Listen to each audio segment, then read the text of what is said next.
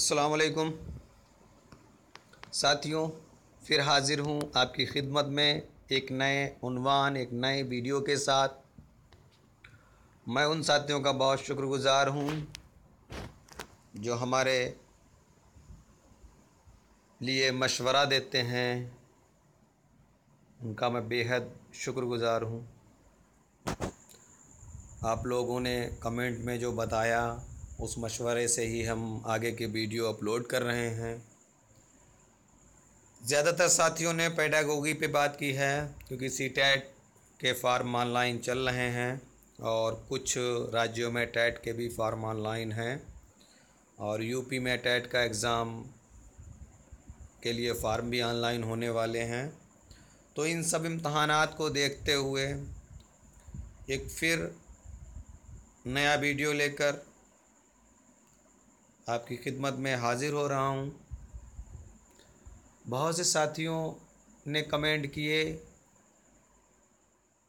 कि बाकी भी वीडियो अपलोड किए जाएं, तो मैं उन साथियों को बताना चाहूँगा कि अभी हम कुछ दिन और सीटेट के वीडियोस अपलोड करेंगे ताकि जो भी साथी हमारे चैनल से सीटेट के जुड़े हुए हैं उनकी तैयारी में फ़ायदा और इजाफ़ा हो। तो आज हम एक टीचर में क्या खूबियाँ होनी चाहिए उस पर बात करेंगे। और उससे पहले मैं उन साथियों से कहना चाहूँगा जो हमारा ये पहली बार वीडियो देख रहे हैं, तो आप हमारे चैनल को सब्सक्राइब कर लीजिए। अगर आपको आगे के वीडियोस देखने हैं और आपको हमारा वीडियो अच्छा लग रहा है तो गुजारिश करता हूँ कि हमारे चैनल को सब्सक्राइब करें। बहुत से साथी भी अभी हमारे चैनल से नहीं जुड़े हैं, तो आप लोग उन साथियों तक भी हमारे वीडियो शेयर कीजिएगा ताकि वो लोग भी हमारे चैनल से जुड़ें, ताकि मैं और भी ज़्यादा से ज़्यादा वीडियो अपलोड करने की कोशिश करूं। तो सबसे पहले मैं पेडागोगी पे बात करूंगा। तो आपको बताना चाहूँगा कि इसमें सिर्फ़ आपको बच्चों को किस तरीके पढ़ाना है उनके बारे में जानकारी जितनी मुहैया कर सकते हैं आप उतनी कीजिएगा, पढ़िएगा। एक उस्ताद कैसा होना चाहिए उस पर आप ज़्यादा से ज़्यादा सोचें कि क्या खूबी होनी चाहिए,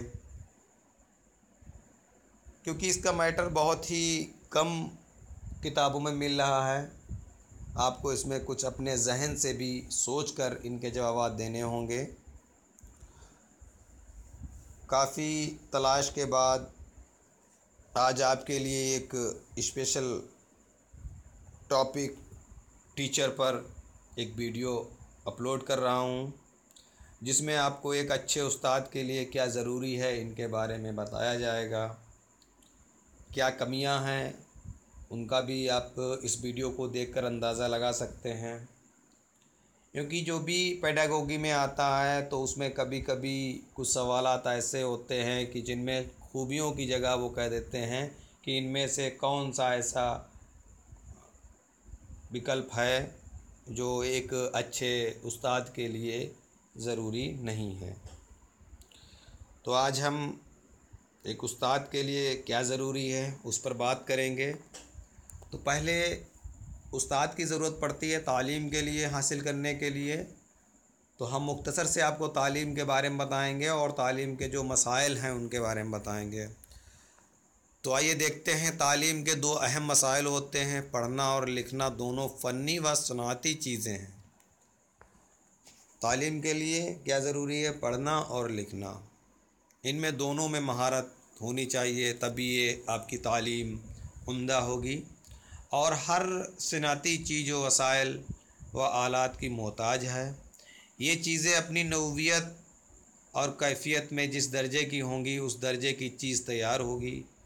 मुसव्वरी और संग तराशी के लिए अहले फ़न और मुतल्लिका आलात जैसे होंगे वैसे ही तस्वीरें तजसीम होंगी। इसी तरह फ़न तालीम में भी बच्चों की तालीम और तरबियत के लिए जितने वसाइल की ज़रूरत होगी उनको हम दो अहम शकों में बयान कर सकते हैं। तो वो दो अहम मसाइल जो हैं वो, एक तो आपके लिए ज़रूरी है काबिल मुदर्रिस, यानी कि एक अच्छा उस्ताद, एक अच्छा टीचर। दूसरा है तालीम के जहन नशीं बनाने के लिए मुख्तलिफ़ और दिलकश सामान।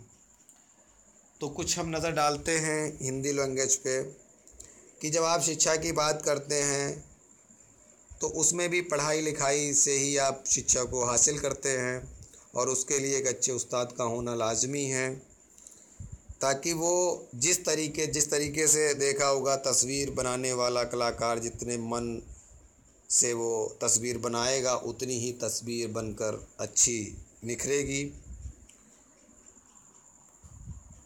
और बात करते हैं दूसरे पाठ्य वस्तु की, क्योंकि जितनी भी अच्छी दृश्य श्रव्य सामग्री होगी तो उतनी ही अच्छी तालीम उस पाठ्य वस्तु की होगी।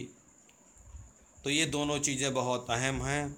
आज हम सिर्फ़ इसके एक पहलू पर बात करेंगे, काबिल मुदर्रिस, मतलब एक टीचर में कौन सी काबिलियत होनी चाहिए, कौन सी उनमें खूबियाँ होनी चाहिए, और किन चीज़ों से एक उस्ताद को बचना चाहिए। तो आगे देखते हैं एक अच्छे उस्ताद में क्या खूबी होंगी। तो पहला पॉइंट ये है, मुदर्रिस को बच्चों से करीब करीब देसी वैसी ही मोहब्बत हो जैसी वो अपने माँ बाप को बच्चों से होती है। जब तक ये चीज़ ना हो, बच्चों में खौफ होगा और वो आज़ादी से ना अपने ख़यालात का इजहार कर सकेंगे और ना खुले तौर पर फ़ितरी हरकत का उनसे ज़हूर होगा। और ये दोनों चीज़ें तालीम में सबसे ख़ास अहमियत रखती हैं। तो कहने का मतलब एक शिक्षक को किस तरीके से होना चाहिए, वो एक मित्रतापूर्वक व्यवहार करे।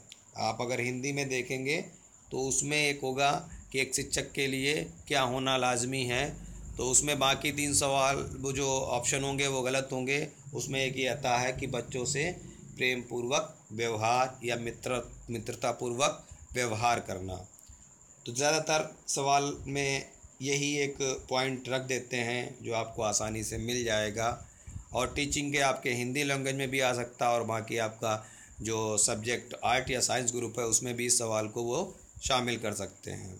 क्योंकि जब आपके बच्चे मुदर्रिस में प्रेम मोहब्बत नहीं होगी, सख्ती होगी, तो वो बच्चे डरेंगे और वो जो उनकी समझ में नहीं आ रहा उसको भी वो आसानी से चुपचाप बैठे रहेंगे, कोई भी बात नहीं करेंगे। तो एक अच्छे मुदर्रिस, एक अच्छे उस्ताद, एक अच्छे टीचर के लिए अच्छा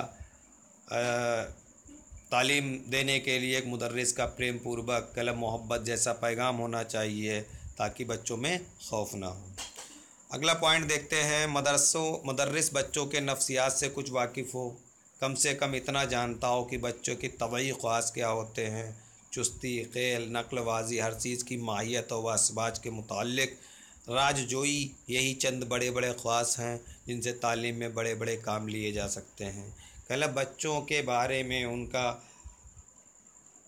क्या खूबी उनमें होनी चाहिए, उनके बारे में कि बच्चा ये किस स्तर का बच्चा है, ये सब एक शिक्षक को इसके बारे में जानकारी होना ज़रूरी है।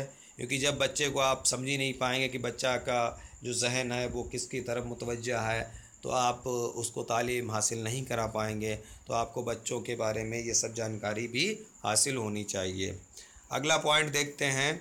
इससे पहले मैं आपको ये बताना चाहूँगा, ये वो पॉइंट्स हैं जिसमें बच्चों की खूबियाँ, इन जो टीचर की खूबी होती है, काबिलियत होती है, तो इसके अपोजिट में आप अपने आप खुद बना लें कि इनमें कौन सी ऐसी होगी जो कमी उससे हो जाएगी, तो वो अच्छा मुदर्रिस नहीं कहलाएगा। आगे देखते हैं, मुदर्रिस में तहम्मुल और बर्दाश्त करने की क़ुव्वत होनी चाहिए। बच्चों की शरारत उनके इंतशार ख़याली और उनकी देर फहमी से बदल ना हो। मतलब एक अच्छे उस्ताद के लिए क्या होना चाहिए, गुस्से पर काबू होना चाहिए, क्योंकि बच्चे अक्सर शरारत करते रहते हैं। अगर आपके अंदर को गुस्से को बर्दाश्त करने की ताकत नहीं होगी तो आप उसको मारेंगे, जो कि एक अच्छे शिक्षक के लिए सही नहीं होता है। अगला पॉइंट देखते हैं, कुदरती अशिया में गौर फिक्र करने और नए नए अमल व तजुर्बे का शायक होना चाहिए। मतलब आप एक अच्छे शिक्षक को एक अच्छे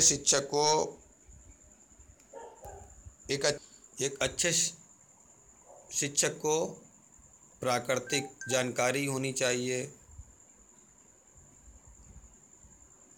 उसमें तर्क करने की क्षमता होनी चाहिए, नए नए खोज करने की सोच होनी चाहिए, क्योंकि ऐसे उस्ताद ज़्यादातर कामयाब होते हैं और उनको इल्म की ज़्यादा जानकारी होती है। अगला पॉइंट देखते हैं, फ़नी किताबों, रिसालों और तरीक़े तालीम से मुताल्लिक़ दूसरों के तजुर्बात पर लिखे हुए मज़ामीन पढ़ने का शौक़ रखता है। ये भी पॉइंट बहुत बार बार पूछा जाता है आपके पेडागोगी में। कहने का मतलब क्या शौक़ होना चाहिए, तो ऐसी किताबें पढ़ने का शौक़ हो जिनमें आपका जो है मिजाज खुश हो जाए, रिसाले ऐसे हों और जो तालीम से जो दूसरे साथी हैं उनके तजुर्बात को, उनके अनुभव को भी आपकी जानकारी होना चाहिए, और जो उन्होंने लेख लिखे हैं आपके बाकी जो उस्ताद हैं या साथी हैं तो उनके जो लेख हैं उनको भी पढ़ने का शौक़ होना चाहिए। इनसे मुफीद मुतल्लिक़ बातें अख़ज़ करके अपनी याददाश्त में लिखता रहता है और वक्त ज़रूरत उनसे मदद ले। मतलब बाकी आप जो भी मुदर्रिस हैं, उनके किताबें हैं, उनका आपके अंदर शौक़ होना चाहिए, क्योंकि जब आप उनकी तजुर्बात वाली किताबों को पढ़ेंगे, उनको आप नोट करेंगे तो आपके अंदर भी वो काबिलियत का जज्बा पैदा होगा। ये पॉइंट भी आप गौर से इसको पढ़ें और इसका हिंदी ट्रांसलेट ज़रूर करें ताकि आपके दोनों ही टीचिंग में ये काम आए।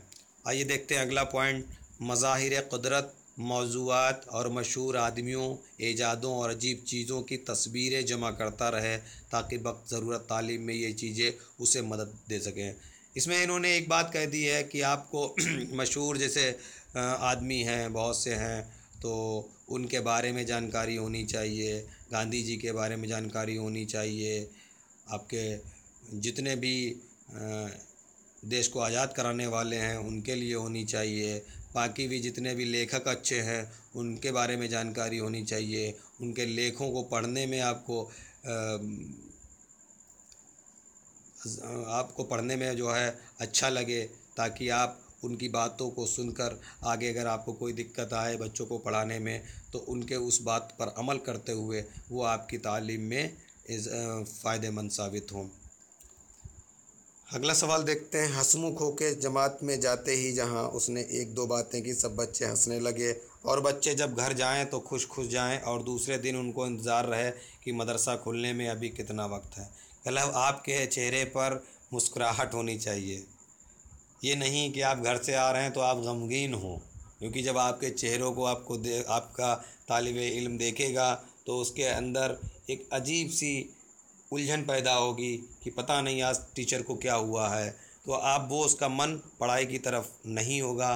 तो आपको एक अच्छे उस्ताद बनने के लिए चेहरे पर मुस्कुराहट और बच्चों से कुछ ऐसी बातें जिससे बच्चे हंसें और उनका उस मदरसे से दिल लगे, स्कूल से दिल लगे, ताकि वो उन्हें इंतज़ार हो कि हमें स्कूल जाना है। तो जब स्कूल के प्रति उनकी रुचि होगी तो वो दौड़कर स्कूल आएंगे, तो जब वो आएंगे तो अच्छी से अच्छी तालीम हासिल भी करेंगे। तो एक ये खूबी भी इस उसूल में रखी गई है।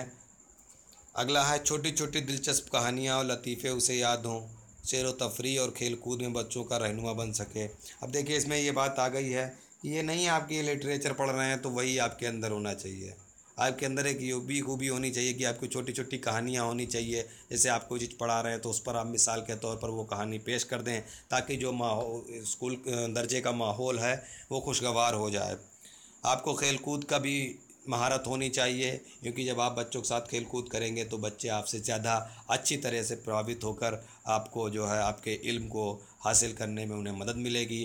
तो आपको खेल कूद में भी महारत हासिल होनी चाहिए। और देखते हैं, इसके पॉइंट तो बहुत से हैं, इनमें से आपको अपनी लैंग्वेज में बनाने हैं ताकि वो आपको याद रहें। मैं अपनी लैंग्वेज में बता रहा हूँ, बाकी तो मैं पढ़ के ही बता सकता था, लेकिन आप भी अपनी लैंग्वेज में बनाने की कोशिश करें ताकि वो अच्छी तरीके से आपके जहन में बस जाए और आने वाले इम्तिहान में वो आपको कामयाबी दिलाए। देखिए, बच्चों के साथ मिलजुल कर काम करने वाला हो, ना कि कुर्सी पर बैठकर हुक्म देने वाला। मतलब शिक्षक को ऐसा होना चाहिए, जैसे आपने कोई काम दे दिया, अब बात करते हैं स्वच्छता पर करते हैं, आजकल बहुत चल रहा है, तो आप स्वच्छता पे कह दें कि बच्चों से जाइए स्वच्छता का वातावरण बनाइए, तो इसका मतलब ये नहीं बच्चों झाड़ू लगाएं, आप उनके साथ जाकर उनके कामों में शामिल हों, उससे उनके अंदर आपस में मेल जोल को बढ़ावा होगा, जिससे वो और अच्छी तरीके से तालीम हासिल करेंगे। तो ये भी आपके अंदर एक खूबी होनी चाहिए। काम करने की, इसका एक शॉर्ट है जैसे बच्चों के साथ मिलजुल कर काम करने की खूबी। ऐसे भी आपके जो है ऑप्शन आ सकते हैं। अगला देखिए 10 नंबर, ज़ुबान सही हो, लहजा नरम हो और मोहब्बत आमेज़ हो, तहिक माना ना हो। मतलब आपकी जो ज़ुबान है वो अच्छी हो, बोलने में इधर उधर की बातें ना शामिल हों, और जो आपको बोलने का तरीका है वो सख्ती का ना होकर नरम लहजे और मोहब्बत भरा होना चाहिए। आपके अंदर ऐसा ना लगे कि हर वक्त आप बच्चों को हुक्म देते रहते हैं, क्योंकि जब बच्चों को ऐसा लगेगा तो फिर वो आपकी तालीम से फ़ायदा नहीं उठा पाएंगे और उनकी समझ में कुछ नहीं आएगा। तो इसका यही पॉइंट निकलता है कि आपको नरम लहजे का और ज़ुबान पर पकड़ होनी चाहिए, ताकि कोई गलती से कोई ऐसी बात ना निकले जो बच्चों को पसंद ना हो। अगला देखिए 11 नंबर पॉइंट है, कई पॉइंट दे दिए हैं इंशाल्लाह। इतने पॉइंट अगर आप अच्छी तरीके से जहन में बसा लेते हैं तो उम्मीद करता हूँ कि अगर उस्ताद के एक काबिलियत पे अगर कोई भी सवाल आएगा तो वह आपसे नहीं छूटेगा। कभी कभी किसी बुरी हरकत पर नफ़रत व नाराज़गी का इजहार नरम व शाइस्ता तरीके से कर सकता हो। आज हम तुमसे कहानी नहीं सुनेंगे, मसलन आज हम तुमसे कहानी नहीं सुनेंगे। मतलब इसमें ये बात बताई गई है कि अगर कोई बात हो गई है जिससे आप नाराज़ हैं तो इस तरीके की नाराज़गी नहीं होनी चाहिए, बहुत ही अच्छी नरम लहजे वाली नाराज़गी होनी चाहिए। जैसे मान लो मिसाल के तो कह दिया आपका बच्चे किसी नहीं है तो उससे आप इस तरीके से कह सकते हैं कि आज हम तुमसे कहानी नहीं सुनेंगे, तो उससे ज़्यादा बच्चे को बुरा नहीं लगेगा, उससे मालूम हो जाएगा कि हमसे थोड़ा हमारे उस्ताद नाराज़ हैं। तो अगला और आखिरी पॉइंट देखते हैं, ये बहुत ही इम्पॉर्टेंट है, कई बार सवालात में देखा है कि इसको उन्होंने पॉइंट को शामिल किया है। दर्स व तदरीस का काम नौकरी समझकर ना करता हो। बहुत ही इम्पॉर्टेंट ये पॉइंट है। अगर कोई भी सवाल आएगा, अगर 5 सवाल आते तो ये पॉइंट आपको ज़रूर मिलेगा, क्योंकि यही आपके अंदर ये चीज़ देखना चाहता है इम्तिहान लेने वाला कि आप ऐसा तो नहीं है पैसे के लिए ही नौकरी कर रहे हैं। तो आपके अंदर ये चीज़ नहीं होनी चाहिए, बल्कि उसे अपनी ज़िंदगी का एक फ़रीज़ा तसव्वुर करता हो और बच्चे के साथ काम करने में उसे फ़रहत व मसरत। मतलब आपको पैसे के लिए नहीं होना चाहिए, आप उसको अपनी ज़िंदगी का एक बहुत अच्छा तसव्वुर समझते हैं और आपको बच्चों से काम करने में बहुत अच्छा लगता है। तो ये थे हमारे एक उर्दू शिक्षक, एक उर्दू मुदर्रिस, मतलब एक किसी शिक्षक, मुदर्रिस या उस्ताद के खूबी और काबिलियत के बारे में कुछ मुख्तसर सर पॉइंट। उम्मीद करता हूँ कि इन्हीं पॉइंटों में से आपके सवालात में होंगे।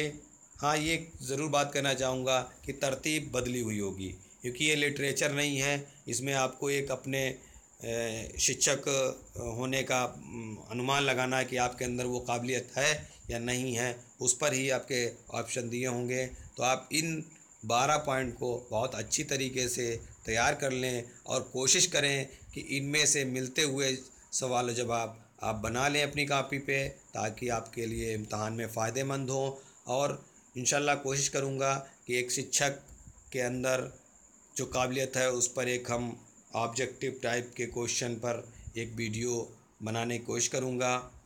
तो इसी के साथ अगर आपको ये वीडियो अच्छा लगता है तो अपने साथियों को ज़रूर शेयर करिएगा। आज कुछ तबीयत नहीं ठीक है तो कुछ मुझे लग रहा है कि गलती हुई होगी, तो अगर कोई गलती होती है तो आप ज़रूर हमारे कमेंट बॉक्स में दीजिएगा।